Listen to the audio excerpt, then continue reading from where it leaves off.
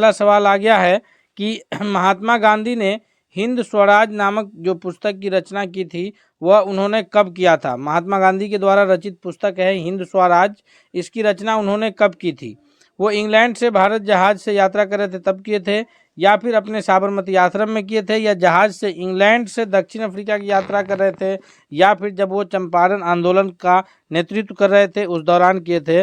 तो इस पहला नंबर क्वेश्चन का जो सबसे सही जवाब है ऑप्शन नंबर सी के रूप में जाना जाएगा कि जब महात्मा गांधी जी ने हिंद स्वराज की तब रचना की जब वो जहाज से इंग्लैंड से दक्षिण अफ्रीका की यात्रा कर रहे थे। नेक्स्ट क्वेश्चन की ओर बढ़ते हैं दोस्तों। क्वेश्चन नंबर दूसरा है कि शेरे पंजाब किसका उपनाम है, यानी शेरे पंजाब नाम से किन्हें जाना जाता है। बिपिन चंद्र पाल को, या फिर लाला लाजपत राय को, या सरदार भगत सिंह को।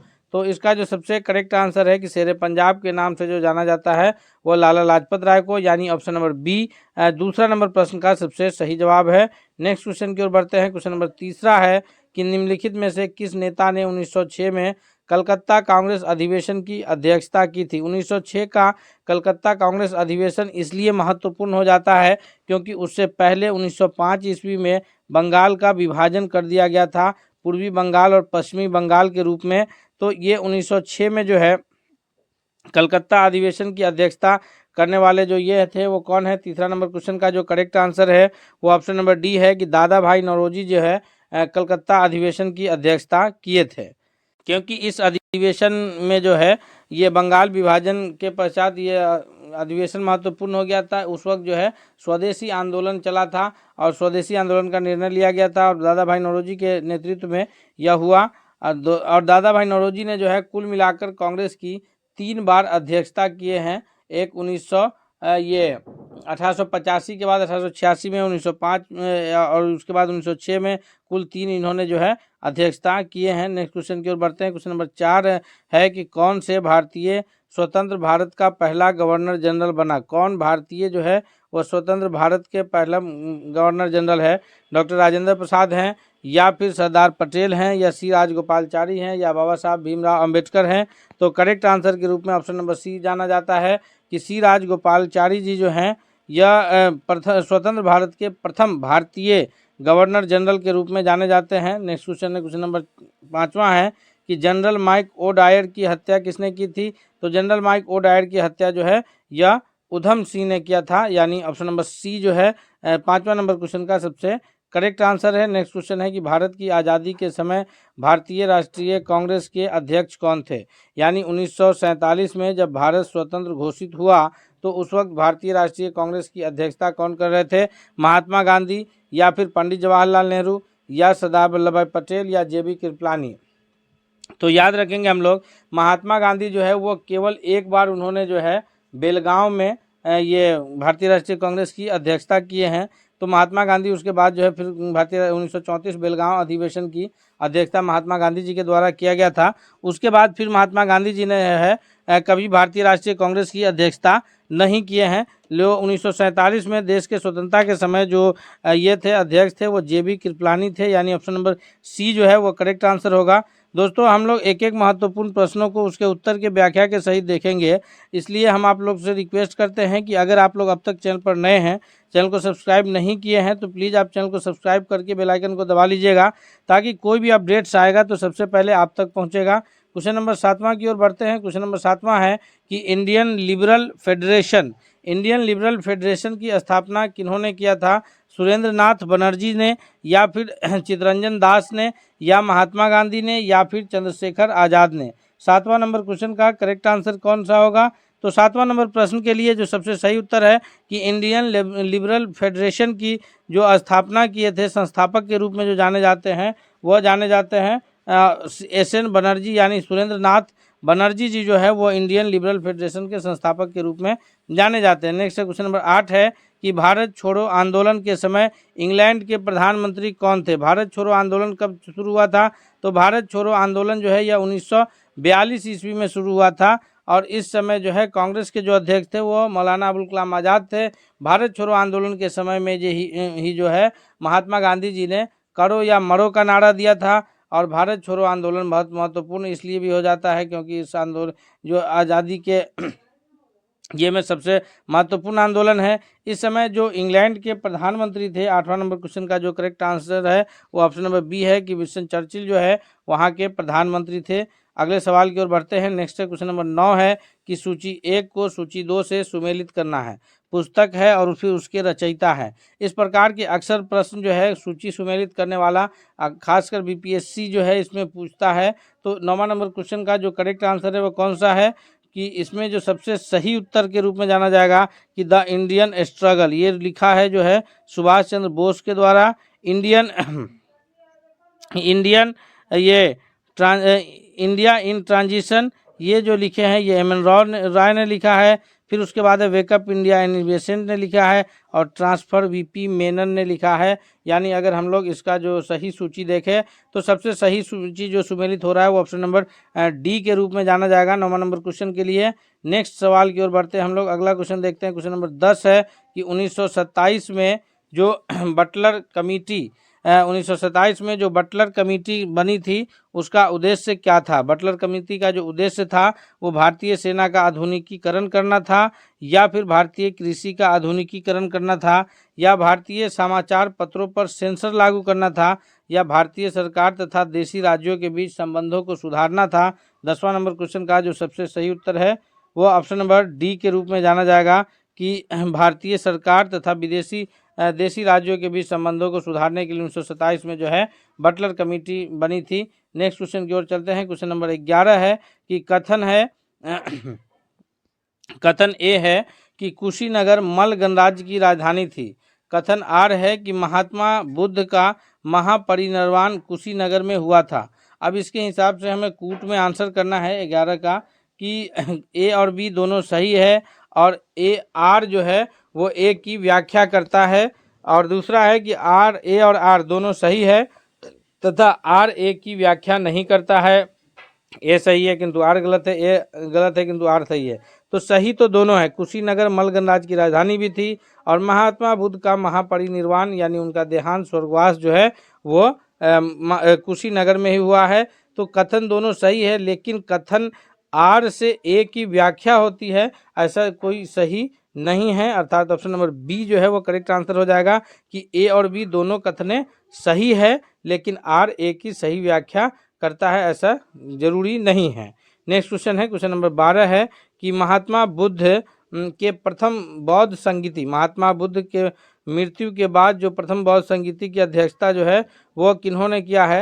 ये बौद्ध का जो ये है संगीतियाँ हुआ है वो मुख्य रूप से 4 बौद्ध संगीति हुई है, राजगीर, वैशाली, पटना और फिर कुंडलवन कश्मीर। तो ये तीसरा जो है पाटलिपुत्र में हुआ है, चौथा कश्मीर में हुआ है, प्रथम राजगीर में हुआ है। 12वां नंबर क्वेश्चन का जो करेक्ट आंसर है वो ऑप्शन नंबर ए है कि बुद्ध की मृत्यु के पश्चात प्रथम जो बौद्ध संगीति का आयोजन हुआ था उसकी अध्यक्षता महाकश्यप ने किया था और 4 बौद्ध संगीति हुई है, जिसमें से जो है अक्सर तीसरा से प्रश्न बनता है।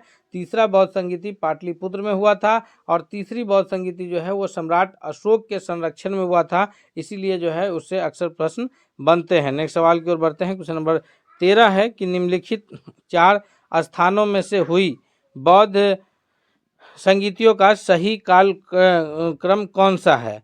तो इसमें अभी हम पीछे इस पर चर्चा भी किए थे कि सबसे प्रथम जो बौद्ध संगीति हुई थी वो राजगीर में, दूसरी बौद्ध संगीति कहाँ हुई थी, वैशाली में, तीसरी बौद्ध संगीति कहाँ हुई थी, पाटलिपुत्र में, और चौथा बौद्ध संगीति कहाँ हुआ था, कुंडलवन में यानी कश्मीर में।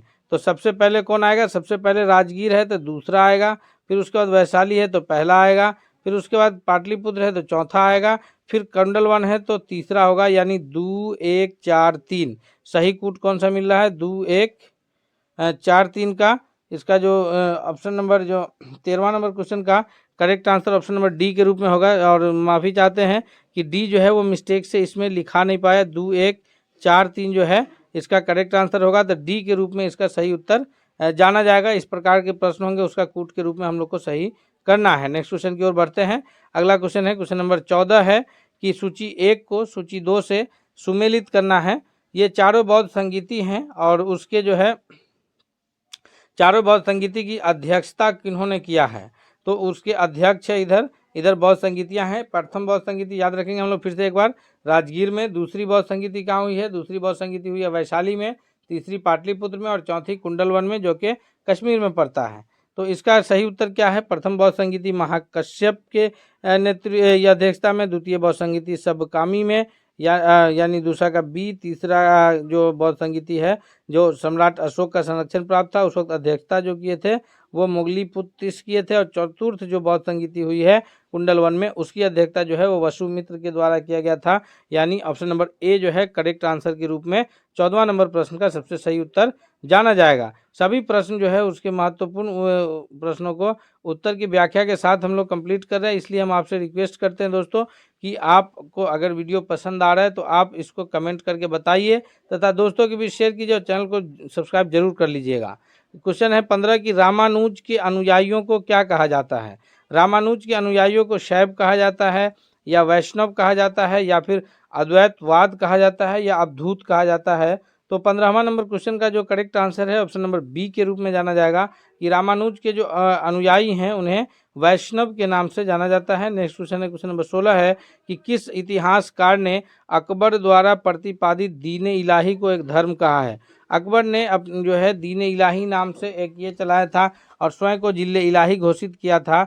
तो इसमें से किस इतिहासकारों ने जो है उसको एक धर्म की संज्ञा दी थी? हालांकि उस दीन इलाही को अगर मानने वालों की बात हो तो उसमें केवल एक ही मानने वाले हैं, जो बीरबल हैं, वही दीन इलाही को माने, बाकी कोई लोग जो है उसका दीन इलाही को नहीं माने थे। 16वां नंबर क्वेश्चन का जो करेक्ट आंसर है वो ऑप्शन नंबर ए है कि इतिहासकार जो है अबुल फजल जो है कहा है कि वो एक धर्म था। ऑप्शन नंबर ए के रूप में करेक्ट आंसर जाना जाएगा। नेक्स्ट है 17 नंबर क्वेश्चन है कि अनवारे सुलही ग्रंथ किसका अनुवाद है? अनवारे सुलही जो है यह पंचतंत्र का अनुवाद है, या महाभारत का, या रामायण का, या सूरसागर का? इनमें से किस चीज़ के उर्दू ये किस चीज़ के अनुवाद को जो है अनवारे सुलही के नाम से जानते हैं? तो 17वां नंबर क्वेश्चन का जो करेक्ट आंसर है कि पंचतंत्र का जो अनुवाद है, उसका ट्रांसलेशन है, उसको अनवारे सुलही के नाम से जाना जाता है। नेक्स्ट क्वेश्चन है क्वेश्चन नंबर 18 है, जो कि भूगोल से रिलेटेड प्रश्न है कि शनि ग्रह को सर्वप्रथम किस खगोल शास्त्री ने देखा था? शनि ग्रह को देखने का जो श्रेय है वो कौन से भूगोलविद, कौन से खगोल शास्त्री को जाता है? तो 18वां नंबर क्वेश्चन का जो सबसे सही जवाब है कि शनि ग्रह को जो देखा था वो गैलीलियो महोदय ने देखा था। यानी ऑप्शन नंबर ए जो है वो करेक्ट आंसर है। नेक्स्ट क्वेश्चन की ओर हम लोग बढ़ते हैं। अगला प्रश्न देखते हैं। क्वेश्चन नंबर 19 है कि सौर मंडल का सबसे कम घनत्व वाला ग्रह कौन सा है? यहाँ पर घनत्व पूछा जा रहा है, यानी ना उसका आकार न सूर्य की दूरी पूछा जा रहा है, सबसे कम घनत्व वाला ग्रह के बारे में पूछा जा रहा है। तो सबसे कम घनत्व वाला अगर ग्रह की बात हो तो ऑप्शन नंबर डी जो है वो सबसे सही उत्तर होगा कि सौर मंडल के जितने ग्रह हैं उनमें से सबसे कम घनत्व वाला जो ग्रह है वह शनि ग्रह है। नेक्स्ट क्वेश्चन की ओर बढ़ते हैं। क्वेश्चन नंबर 20 है कि निम्नलिखित में किसको व्हाइट ऑफ द अर्थ के नाम से जाना जाता है? व्हाइट ऑफ द अर्थ जो है या क्रस्ट को कहते हैं, मेंटल को कहते हैं, या कोर को कहते हैं? पृथ्वी की परत जो है वो 3 हिस्सा है, कोर, मेंटल, क्रस्ट जो है ये पृथ्वी के 3 प्रमुख हिस्से हैं। 20वां नंबर क्वेश्चन का जो सही उत्तर है वो ऑप्शन नंबर बी के रूप में जाना जाएगा कि ये मेंटल को जो है व्हाइट ऑफ द अर्थ के नाम से जाना जाता है। नेक्स्ट क्वेश्चन है क्वेश्चन नंबर 21 है कि भूपर पट्टी पर पाए जाने वाले, यानी जमीन के ऊपर जितने तत्व, विभिन्न प्रकार के तत्वों पाए जाते हैं, उनमें से कौन तत्व का सही अवरोही क्रम कौन सा है? यानी सही घटता क्रम कौन सा है? 21वां नंबर क्वेश्चन का तो सबसे अधिक मात्रा में जो तत्व पाए जा रहे हैं उसमें सबसे अधिक मात्रा में जो तत्व है वह ऑक्सीजन है, फिर उसके बाद जो है सिलिकॉन है, फिर एल्यूमिनियम है, फिर लोहा है। यानी ऑप्शन नंबर डी जो है वो सबसे सही उत्तर है। 21वां नंबर प्रश्न का सबसे करेक्ट आंसर क्या है? ऑप्शन नंबर डी है। नेक्स्ट क्वेश्चन की ओर बढ़ते हैं। अगला प्रश्न देखते हैं। क्वेश्चन नंबर 22 है कि 1 डिग्री अक्षांश निम्नलिखित में से किसके बराबर होती है? तो अगर हम लोग 1 डिग्री अक्षांश की बात करें तो ये अक्षांश की जो कुल संख्या है पृथ्वी को अगर ध्यान से देखें तो 0 डिग्री से शुरू होकर के और यहाँ फिर 90 डिग्री तक पहुँचता है, फिर इधर 90 डिग्री तक। तो और पृथ्वी की जो त्रिज्या है वो 6371 किलोमीटर है। तो इस हिसाब से उसकी परिधि निकाल के अगर हम लोग ये करें तो 1 डिग्री अक्षांश की बीच की जो दूरी है वो लगभग 111 किलोमीटर है। यानी ऑप्शन नंबर बी 22वां का सबसे करेक्ट आंसर है। 23वां नंबर प्रश्न है हमारे स्क्रीन पर कि एक देशांतर से दूसरे देशांतर के बीच का समय अंतराल कितना होता है। तो अगर हम लोग बात करें देशांतर के बीच के समय अंतराल का, तो ये एक देशांतर जो उत्तरी ध्रुव से दक्षिण ध्रुव के बीच जो खींची गई रेखा है, यहाँ पर ये 0 डिग्री देशांतर जो है यह ग्रीनविच से, इंग्लैंड के शहर ग्रीनविच से शुरू होता है, फिर पूरब में 180 देशांतर, फिर पश्चिम में 180 देशांतर। तो कुल जो है वो 4 मिनट का मोटा मोटी समय लगता है एक देशांतर को पार करने में। ऑप्शन नंबर ए के रूप में करेक्ट आंसर है। नेक्स्ट क्वेश्चन है, क्वेश्चन नंबर 24 है कि मकर रेखा निम्न में से किस देश से होकर के नहीं गुजरती है। तो यहाँ पर थोड़ा सा ये क्वेश्चन भास्ट है, इसको ध्यान रखिएगा कि मकर रेखा जो है वो हमेशा जो है, मकर रेखा कहते किसको हैं, तो मकर रेखा कहते हैं 23.5 डिग्री दक्षिणी अक्षांश को। साउथ यानी दक्षिणी अक्षांश जो है यह मकर रेखा के नाम से जाना जाता है, जबकि 23.5 डिग्री उत्तरी अक्षांश जो है जो कर्क रेखा के नाम से जाना जाता है। और कर्क रेखा भारत के 8 राज्यों से होकर के गुजरती है। अगर दक्षिण अक्षांश की बात हो रही है तो ये नहीं गुजरेगी किससे होकर के। 24वां का जो करेक्ट आंसर है दक्षिण अफ्रीका, अर्जेंटीना, चिली इन सबों से गुजरती है, यानी फिलीपींस से होकर के नहीं गुजरती है। दक्षिण अफ्रीका जो अफ्रीका एक इस प्रकार का महादेश है, अफ्रीका महादेश से होकर के कर्क रेखा भी गुजरती है, मकर रेखा भी गुजरती है और विषुववृत्त भी गुजरती है। जितने भी महादेश हैं उनमें अफ्रीका ही एक ऐसा महादेश है जिसमें से होकर के तीनों रेखाएं जो है कर्क, मकर और ये 0 डिग्री अक्षांश यानी विषुववृत्त तीनों गुजरती है। यह भी हम लोग याद रखेंगे। क्वेश्चन नंबर 25 है कि निम्नलिखित में से किन देशों के समूह से भूमध्य रेखा गुजरती है। भूमध्य रेखा किसे कहते हैं, तो भूमध्य रेखा कहते हैं 0 डिग्री अक्षांश को। 0 डिग्री अक्षांश भूमध्य रेखा के नाम से जाना जाता है। 25वां नंबर प्रश्न का जो करेक्ट आंसर है वह है कोलंबिया, केन्या और इंडोनेशिया। इन सभी देशों से होकर के जो है भूमध्य रेखाएं गुजरती है। नेक्स्ट क्वेश्चन की ओर बढ़ते हैं। क्वेश्चन नंबर 26 है कि वायुमंडल के किस सतह में तापमान बहुत अधिक उतार चढ़ाव नहीं रहता। तो वायुमंडल से रिलेटेड जो है प्रश्न पूछा जाता है, बीपीएससी के TRE 1 में भी प्रश्न पूछा गया है, इसलिए हम लोग को याद रखना है इसको। वायुमंडल का जो सबसे जो परत है उसमें पृथ्वी से जो ऊपरी परत है उसको क्षोभ मंडल के नाम से जाना जाता है। फिर उसके ऊपर जो है अन्य मंडल सब है।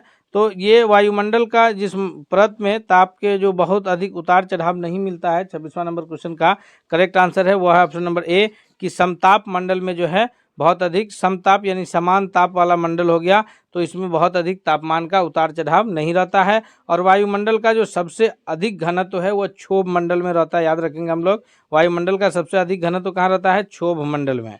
नेक्स्ट क्वेश्चन है, क्वेश्चन नंबर 27 है कि भारतीय संविधान में मौलिक कर्तव्य पर का विचार कहाँ से लिया गया है। तो भारतीय संविधान में जो मौलिक कर्तव्य का विचार लिया गया है वह रसिया से के संविधान से लिया गया है। ऑप्शन नंबर सी के रूप में इसका सही उत्तर होगा। नेक्स्ट क्वेश्चन की ओर बढ़ते हैं। क्वेश्चन नंबर 28 है कि भारतीय संविधान के भाग 1 में किसके विषय में वर्णन किया गया है। दोस्तों हम लोग लगातार सभी प्रैक्टिस सेट इस पर करा रहे हैं और हम उम्मीद करते हैं कि इन सभी सेट से जो है ये आपकी तैयारी सबसे बेहतरीन हो जाएगी। इसलिए आपसे रिक्वेस्ट है कि अगर आप अब तक चैनल पर नए हैं तो प्लीज़ आप चैनल को जरूर सब्सक्राइब कर लीजिए तथा बेल आइकन को दबा लीजिए ताकि कोई भी अपडेट्स आए तो सबसे पहले आप तक पहुंचे। क्वेश्चन नंबर 28 कह रहा है कि संविधान के भाग 1 में किसका वर्णन है। तो संविधान के जो भाग हैं, संविधान जब निर्माण हुआ था तब तो 22 भाग था, वर्तमान में संविधान में भागों की कुल संख्या 25 है।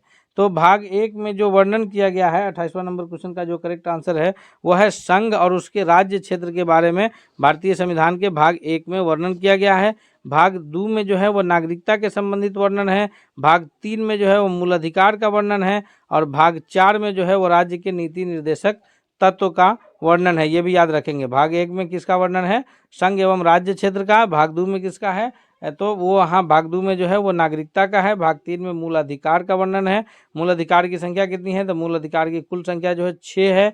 और इसका वर्णन कहाँ तक है, तो इसका वर्णन है अनुच्छेद 12 से 35 अनुच्छेद तक वर्णन है। याद रखेंगे हम लोग।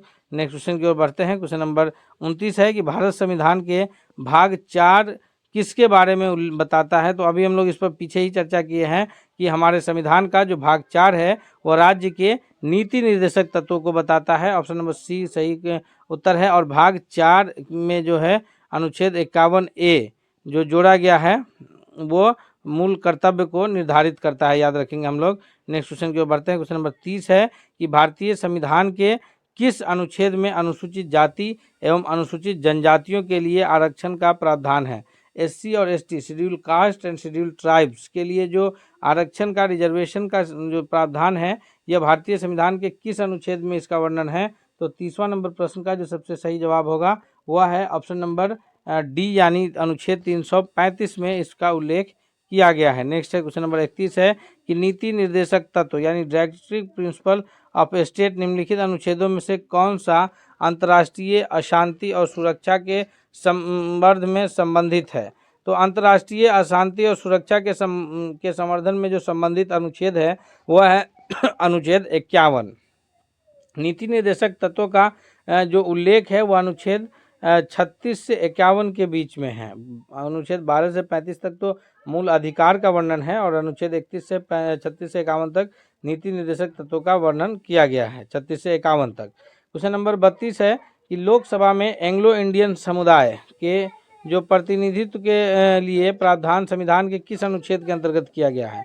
लोकसभा के लिए यह प्रावधान है कि लोकसभा में 2 सदस्यों को राष्ट्रपति महोदय के द्वारा एंग्लो इंडियन समुदाय के, यानी जिनके माता पिता में से कोई एक भारतीय हो और कोई एक इंग्लैंड से रहे हो तो वो एंग्लो इंडियन कहलाएंगे। तो उस समुदाय के 2 लोगों को जो है वो राष्ट्रपति महोदय के द्वारा लोकसभा के सदस्य के रूप में मनोनीत किया जाता है। और यह कौन से संविधान में है? तो इसका जो सबसे सही जवाब होगा 32वां नंबर प्रश्न का वह है ऑप्शन नंबर ए की अनुच्छेद 331 के तहत जो है यह प्रावधान किया गया है। नेक्स्ट सवाल की ओर बढ़ते हैं। क्वेश्चन नंबर 33 है कि भारतीय संविधान की प्रस्तावना में लिखित हम भारत के लोग we the people of India से क्या अर्थ है? ये अर्थ है कि भारतीय गणराज्य की प्रभुसत्ता जनता में निहित है या फिर संविधान का निर्माण भारत की जनता के द्वारा हुआ है, जो कि गलत है। संविधान का निर्माण तो संविधान सभा के द्वारा किया गया था। संविधान निर्माता भारत की जनता का प्रतिनिधित्व करते हैं और भारत का संविधान भारत की जनता की सहमति पर आधारित है। 33वां का जो करेक्ट आंसर है ऑप्शन नंबर जो है क्या अर्थ, तो इसका जो सबसे 33वां नंबर क्वेश्चन के लिए जो करेक्ट आंसर होगा कि जो भारतीय गणराज्य की प्रभुसत्ता है, यानी इसका जो सही सबसे जो करेक्ट आंसर है 33वां नंबर क्वेश्चन के लिए वह है कि इस ऑप्शन नंबर ए के रूप में इसका करेक्ट आंसर जाना जाएगा। नेक्स्ट सवाल की ओर बढ़ते हैं। क्वेश्चन नंबर 33 के बाद 34 है कि मूल भारतीय संविधान के अनुसार भारत एक, तो मूल संविधान के अनुसार भारत जो है 34वां नंबर क्वेश्चन का जो करेक्ट आंसर है वो ऑप्शन नंबर ए है कि प्रभुत्व संपन्न लोकतंत्रात्मक गणराज्य। बाद में जो है प्रभुत्व संपन्न समाजवादी पंथ निरपेक्ष जो है यह बाद में जोड़ा गया है। तो ये जो मूल संविधान जो था ये बाकी जो प्रभुत्व संपन्न समाजवादी पंथ निरपेक्ष और ये जो सारे शब्द जोड़े गए हैं यह 1900 में जो है 76 में संविधान संशोधन के द्वारा जोड़े गए थे। तो 34वां नंबर क्वेश्चन का ऑप्शन नंबर ए जो है वो करेक्ट आंसर है। नेक्स्ट है क्वेश्चन नंबर 35 है कि किस संविधान संशोधन अधिनियम के द्वारा भारतीय संविधान के 9वीं अनुसूची जोड़ी गई है? तो 35वां नंबर क्वेश्चन का जो सबसे सही जवाब है वो है ऑप्शन नंबर ए की 9वीं अनुसूची जो है, क्योंकि ये जो था भारतीय संविधान संशोधन जब निर्माण हुआ था भारत का संविधान उस वक्त केवल 8 अनुसूचियाँ थी, अभी वर्तमान में 12 अनुसूची है। तो 9वीं अनुसूची जो है वो पहला संविधान संशोधन के द्वारा ही जोड़ा गया था। दोस्तों इस में जो है हम लोग 5 प्रश्न कम तैयार हो पाया, तो 5 प्रश्न कम है। नेक्स्ट सेट के साथ जो है हम लोग मिलेंगे अगले दिन। तब तक के लिए धन्यवाद, मिलते हैं अगले सेट के साथ। और चलते चलते वीडियो को चैनल को सब्सक्राइब और वीडियो को लाइक शेयर करते हुए जाइएगा। मिलते हैं अगले सेट के साथ, बहुत बहुत धन्यवाद। क्वेश्चन है कि असहयोग आंदोलन जब शुरू हुआ था उस समय भारत के वायसराय कौन थे? असहयोग आंदोलन कब शुरू हुआ? तो असहयोग आंदोलन की जो शुरुआत हुई है या 1919 में जो रॉलेट एक्ट आया था, रॉलेट एक्ट के तहत जो था कि नो अपील, नो दलील, नो वकील, शक के आधार पर किसी भी भारतीय को गिरफ्तार किया जा सकता था और उसके विरुद्ध जो है मुकदमा चलाया जा सकता था। तो इसी के विरुद्ध में जो है जलियांवाला बाग कांड, हत्याकांड हुआ और फिर उसके बाद जो है लोगों ने ये असहयोग आंदोलन की शुरुआत गांधी जी के नेतृत्व में 1920 में शुरू हुआ। तो जब असहयोग आंदोलन भारत में चल रहा था उस वक्त यहाँ के जो वायसराय थे वो लॉर्ड चेम्सफोर्ड थे। अर्थात इस क्वेश्चन का सबसे जो सही जवाब है पहला नंबर प्रश्न का वो ऑप्शन नंबर डी है। नेक्स्ट क्वेश्चन की ओर बढ़ते हैं, दूसरा नंबर क्वेश्चन देखते हैं। क्वेश्चन नंबर दूसरा है कि जनरल माइक ओ डायर की हत्या किसने की। जनरल माइक ओ डायर ही हैं जिन्होंने जो है ये जो अमृतसर में जलियांवाला बाग में लोगों की शांतिपूर्ण सभाएं चल रही थी, जिसमें जो है ये सभा जो चल रही थी मुख्य रूप से डॉक्टर सैफुद्दीन किचलू और डॉक्टर सत्यपाल की गिरफ्तारी के ये में लोग जो है विचार विमर्श कर रहे थे। तो इन्होंने जो है उस पर उन निहत्थे लोगों पर गोली चलाने का आदेश दिए थे और जलियांवाला बाग में हजारों संख्या में लोग जो है मारे गए थे। तो इससे क्षुब्ध होकर के जो है उधम सिंह ने जनरल माइक ओ डायर की हत्या कर दी थी। यानी ये दूसरा नंबर क्वेश्चन का जो सबसे सही जवाब होगा वो ऑप्शन नंबर सी के रूप में जाना जाएगा। नेक्स्ट क्वेश्चन की ओर बढ़ते हैं। क्वेश्चन नंबर तीसरा है कि साइमन कमीशन का भारत आगमन कब होता है। साइमन कमीशन का जो भारत में आगमन है यह 1930 है या 28 है, 25 है या फिर 1919 है। तो इस प्रश्न का जो सबसे सही जवाब है तीसरा नंबर क्वेश्चन का ऑप्शन नंबर बी है कि साइमन कमीशन का जो भारत में आगमन होता है वो ऑप्शन नंबर बी यानी 1928 में आता है। साइमन गो बैक के नारे लगते हैं। तीसरा नंबर प्रश्न का सबसे सही जवाब ऑप्शन नंबर बी है। दोस्तों हम सभी महत्वपूर्ण प्रश्नों को उसके उत्तर के व्याख्या के साथ करेंगे, यानी आप जो इस प्रश्नों को सेट करेंगे इससे आपके अन्य बहुत सारे प्रश्न हल हो पाएंगे।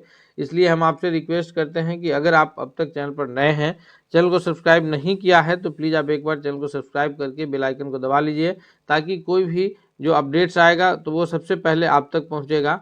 अगले सवाल की ओर बढ़ते हैं हम लोग। चौथा नंबर क्वेश्चन है कि भारतीय कम्युनिस्ट पार्टी का अस्तित्व में किस वर्ष आया। भारतीय कम्युनिस्ट पार्टी जो अस्तित्व में आया है या 1912 है, 15 है या 1918 या फिर 1925।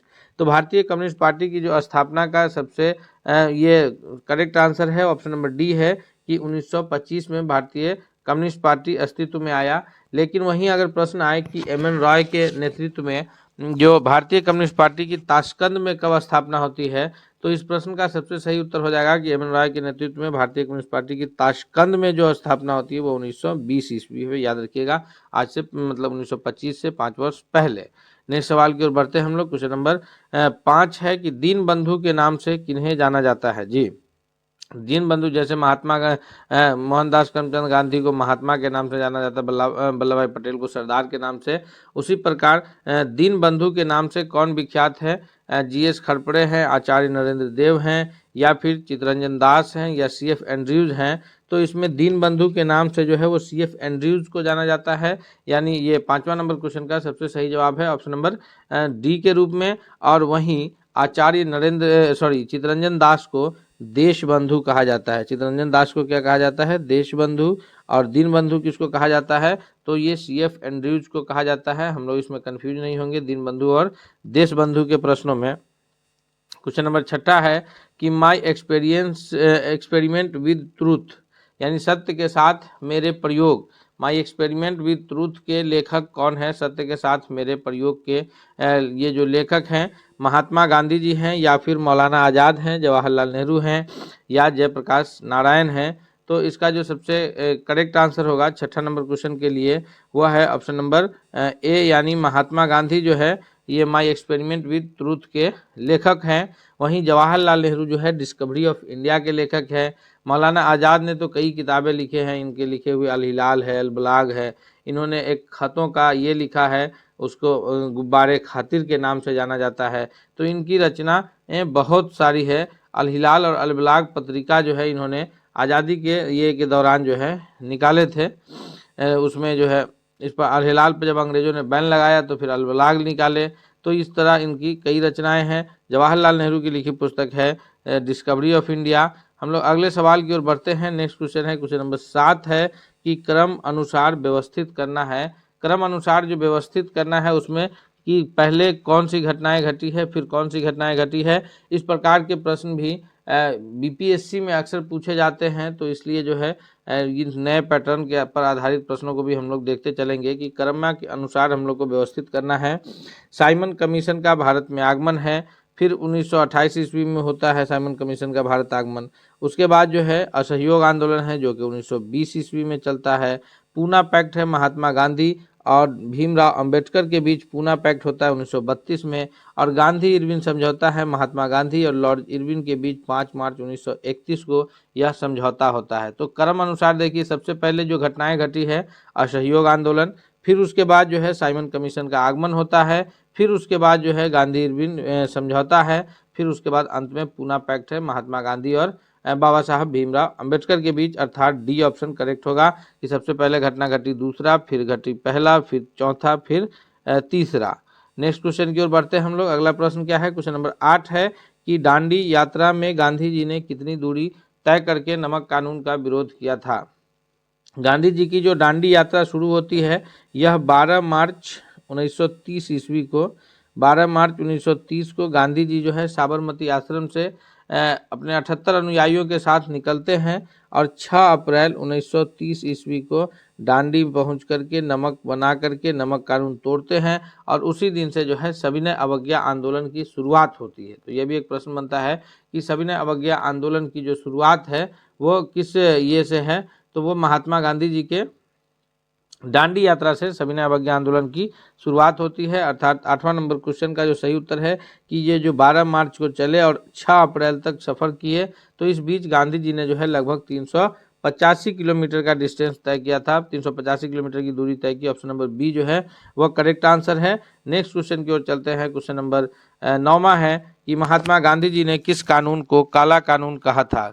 कौन से कानून को काला कानून कहा गया था, तो इसका जो सबसे सही जवाब है 9वां नंबर प्रश्न के लिए कि ऑप्शन नंबर ए होगा कि रॉलेट एक्ट जो कब आया था, 1919 ईस्वी में आया था। रॉलेट एक्ट जो है नो अपील, नो वकील, नो दलील, यानी किसी भी प्रकार का कोई जो है उस पर सुनवाई का ये नहीं था, तो इसीलिए इसको जो है काला कानून की संज्ञा दी गई थी। ऑप्शन नंबर ए जो है 9वां नंबर क्वेश्चन का सबसे सही जवाब होगा। क्वेश्चन नंबर 10 है कि चंपारण सत्याग्रह के दौरान महात्मा गांधी जी के साथ कौन शामिल थे। तो चंपारण सत्याग्रह जो 1917 में हुआ, उस वक्त महात्मा गांधी जी के साथ जो है राजेंद्र प्रसाद व अनुग्रह नारायण सिंह जो है शामिल थे। ऑप्शन नंबर सी जो है करेक्ट आंसर होगा। वहीं चंपारण आने के लिए महात्मा गांधी जी को कौन इनवाइट किए थे, किन्होंने जो है आमंत्रित किया था, तो चंपारण आने के लिए गांधी जी को जो आमंत्रित किए थे वो थे राजकुमार शुक्ल। और चंपारण में गांधी जी की जो मदद की है तो जहर देने के लिए जो है ये किया गया, तो उस वक्त जो है बत्तख मियाँ ने इन्हों बचाया था। तो ये सभी प्रश्न जो है आने की संभावनाएं रहती है। अगले सवाल की ओर बढ़ते हैं। क्वेश्चन नंबर 11 है कि किसे लोकप्रिय नाम लाल कुर्ती लाल कमीज का जो है जाना जाता है। लाल कुर्ती एक संगठन था जो इनकी स्थापना जो है यह खान अब्दुल गफ्फार खान ने किए थे, जिनको सीमांत गांधी के नाम से भी जाना जाता है। लाल कुर्ती संगठन की स्थापना उन्होंने ही किए थे और उनके जो ये है उसे खुदाई खिदमतगार के रूप में भी जाना जाता है। खुदाई खिदमतगार जो है ये लाल कुर्ती संगठन के लोग को ही जाना जाता है और इनका काम था ये आज़ादी के लिए जो है अंग्रेजों के विरुद्ध लड़ाई लड़ने के लिए ये भी संगठन स्थापित किया गया था। किनके नेतृत्व में, खान अब्दुल गफ्फार खान के नेतृत्व में, और उनको उपनाम किससे जाना जाता था, तो सीमांत गांधी के नाम से जाना जाता था। नेक्स्ट क्वेश्चन की ओर बढ़ते हैं। क्वेश्चन नंबर 12 है कि कौन सी पुस्तक जवाहरलाल नेहरू द्वारा लिखी गई है। पीछे जब हम लोग my experiment with truth Mahatma Gandhi की जो लिखी पुस्तक पे चर्चा कर रहे थे, तो उसमें हमने बताया कि जो पंडित जवाहरलाल नेहरू के द्वारा जो लिखी गई पुस्तक है वह है discovery of India. Option number D जो है वो करेक्ट आंसर होगा। और माई एक्सपेरिमेंट विद ट्रूथ के लेखक कौन है, तो वह है Mahatma Gandhi. India wins freedom के जो लेखक हैं यह है हमारे देश के प्रथम शिक्षा मंत्री Maulana Abul Kalam Azad. India wins freedom के लेखक हैं मौलाना आज़ाद। और माई एक्सपेरिमेंट्स विद ट्रूथ के जो लेखक है वो है राष्ट्रपिता महात्मा गांधी। नेक्स्ट क्वेश्चन की ओर बढ़ते हैं। क्वेश्चन नंबर 13 है कि वह काल्पनिक रेखा जो पृथ्वी को 2 बराबर भागों में बांटती है उसको किस नाम से जाना जाता है।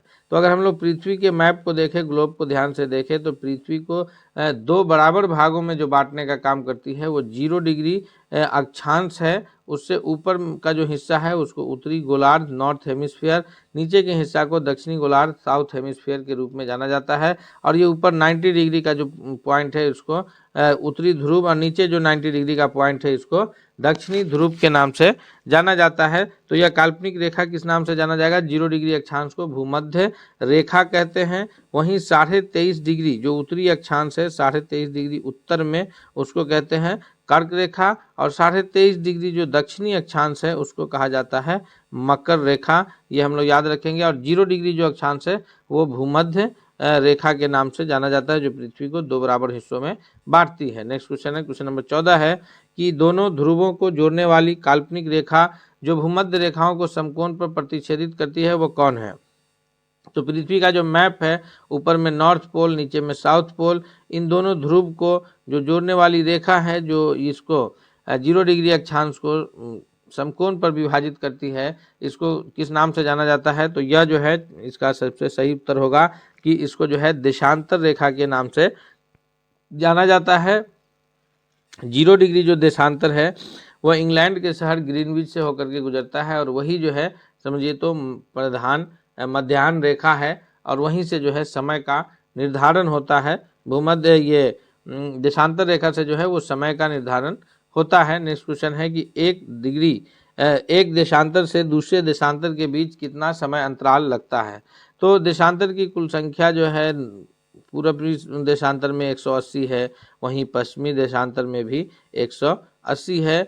तो प्रत्येक डिग्री देशांतर को पार करने में जो है पृथ्वी को सूरज की परिक्रमा के दौरान हर एक डिग्री देशांतर पर जो सूरज की रोशनी पड़ती है वो लगभग 4 मिनट का समय लगता है। इस प्रकार जो है ये कुल 1 घंटे में जो है 15 डिग्री देशांतर की दूरी तय होगी, क्योंकि 1 मिनट में जो है 1 डिग्री देशांतर में जो है वो 4 मिनट का समय लगता है, तो 15 डिग्री को में जो है 1 घंटा का समय लग जाएगा, या 1 घंटा में 15 डिग्री देशांतर पार होगा। नेक्स्ट क्वेश्चन है, क्वेश्चन नंबर 16 है कि प्रधान मध्याह्न रेखा किस स्थान से होकर के गुजरती है? तो अभी हम लोग पीछे चर्चा किए हैं कि प्रधान मध्याह्न रेखा जो है यह इंग्लैंड के शहर ग्रीनविच से होकर के गुजरती है, और ये प्रधान मध्याह्न रेखा को ही 0 डिग्री देशांतर के नाम से जाना जाता है। और इससे जो प्रधान मध्याह्न रेखा है उससे राइट साइड में जो हिस्सा पड़ेगा वो पूर्वी गोलार्ध होगा। जैसे अगर हम लोग यहाँ पर पृथ्वी के मैप को देखें तो ये जो 0 डिग्री देशांतर है, वर्टिकल लाइन, ये जो है प्रधान मध्याह्न रेखा है, इधर पूर्वी गोलार्ध हो गया और इधर वेस्ट पश्चिमी गोलार्ध हो गया। तो इधर भारत की जो स्थिति है वो ईस्ट में है, यानी पूर्वी गोलार्ध में है, इसलिए भारत का समय जो है वो ग्रीनविच से आगे है। वहीं जिन देशों की स्थिति जो है ग्रीनविच से पश्चिम के दिशा में होगा, उन देशों की जो समय का अंतराल होगा वो ग्रीनविच से पीछे चलेगा। ये हम लोग याद रखेंगे। भारत का समय ग्रीनविच से लगभग 5.5 घंटा आगे है, 5 घंटा 30 मिनट जो है वो भारत का समय ग्रीनविच से आगे है। नेक्स्ट क्वेश्चन है 17 है कि ग्रीनविच रेखा से तात्पर्य है, तो इस पे तो लगातार चर्चा कर रहे हैं कि ग्रीनविच रेखा जो है 0 डिग्री देशांतर को ग्रीनविच रेखा कहते हैं, अर्थात ऑप्शन नंबर बी जो है 17वां नंबर प्रश्न के लिए सबसे सही उत्तर होगा। नेक्स्ट क्वेश्चन की ओर बढ़ते हैं। क्वेश्चन नंबर 18 है कि निम्नलिखित में से कौन सौर मंडल का भाग नहीं है? सौर मंडल का जो भाग है, क्षुद्र ग्रह, धूमकेतु ग्रह, ये सारे जो है सौरमंडल के भाग हैं। वहीं जो सौरमंडल का हिस्सा नहीं है वह है निहारिका, अर्थात ऑप्शन नंबर डी जो है इस प्रश्न के लिए 18वां नंबर क्वेश्चन के लिए जो सबसे सही जवाब होगा क्या होगा? ऑप्शन नंबर डी होगा। नेक्स्ट क्वेश्चन की ओर बढ़ते हैं। क्वेश्चन नंबर 19 है कि निम्नलिखित में से कौन एक तारा है? तारा कौन है? तो इसमें है चंद्रमा, शुक्र, पृथ्वी और फिर सूर्य। तो चंद्रमा जो है यह सैटेलाइट है, उपग्रह है। किसका उपग्रह है? तो ये पृथ्वी का एकमात्र प्राकृतिक उपग्रह है। वहीं शुक्र और पृथ्वी जो है यह दोनों ग्रह हैं। तो तारा कौन है? तो तारा जो है वो सूर्य जो है स्वयं एक तारा है। ऑप्शन नंबर डी जो है 19वां नंबर प्रश्न का सबसे करेक्ट आंसर होगा। ये चंद्रमा उपग्रह है, शुक्र और पृथ्वी जो है यह ग्रह है, और तारा है सूर्य। नेक्स्ट क्वेश्चन है, क्वेश्चन नंबर 20 है कि सूर्य के सबसे पास कौन सा ग्रह है? तो सूर्य का जो ये है वो जितने भी ग्रह हैं उसको अगर देखा जाए तो उसमें जो सबसे नज़दीकी ग्रह है जो सूर्य के पास है वह है ऑप्शन नंबर ए, यानी बुध ग्रह जो है वो सूर्य के सबसे निकटतम ग्रह के रूप में जाना जाता है। ऑप्शन नंबर ए जो है वो सबसे सही जवाब होगा। नेक्स्ट क्वेश्चन की ओर बढ़ते हैं। क्वेश्चन नंबर 21 है कि निम्नलिखित में से कौन से ग्रह के चारों ओर घूमने वाले उपग्रह नहीं है?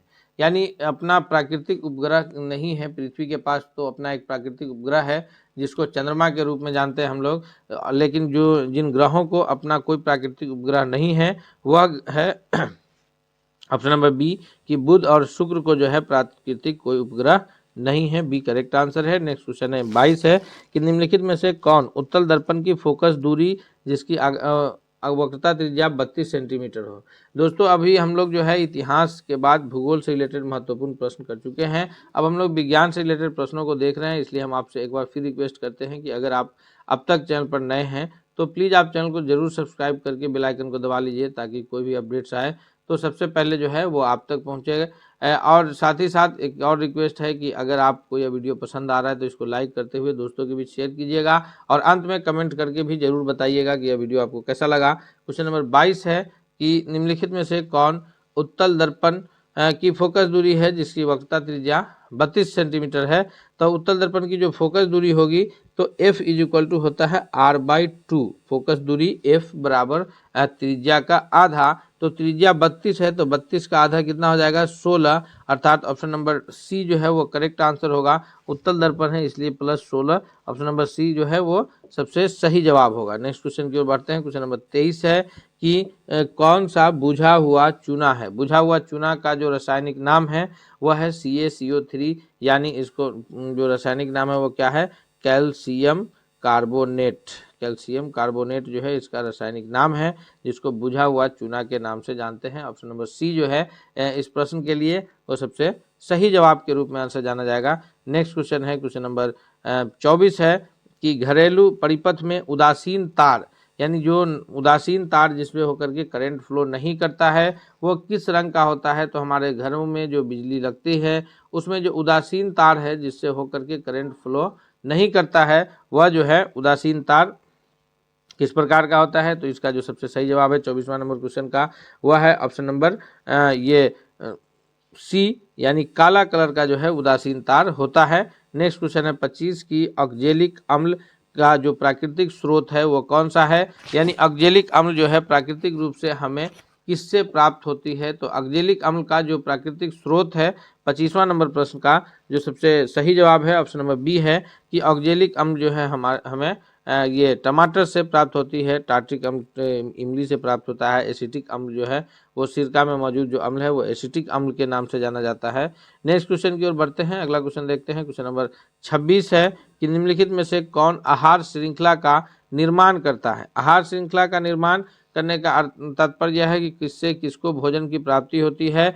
तो इसका जो सबसे करेक्ट आंसर है कि बी, यानी घास, घास से बकरी तथा मानव, यानी घास पर जो है घास एक स्वपोषी है, वो अपना भोजन स्वयं बनाता है, फिर उस पर डिपेंडेंट है बकरी, और फिर मानव जो है वो घास और बकरी दोनों पर डिपेंडेंट है। तो सही आहार श्रृंखला जो बनेगा वो ऑप्शन नंबर बी बनेगा कि ये जो घास है वो स्वपोषी है, बकरी तथा मानव घास पर भी डिपेंडेंट है, वहीं मानव जो है वो घास और बकरी दोनों पर डिपेंडेंट है। नेक्स्ट क्वेश्चन है क्वेश्चन नंबर 27 है कि एक हॉर्स पावर HP का अर्थात यह है हॉर्स पावर अश्व शक्ति जो है वह कितना के बराबर होता है।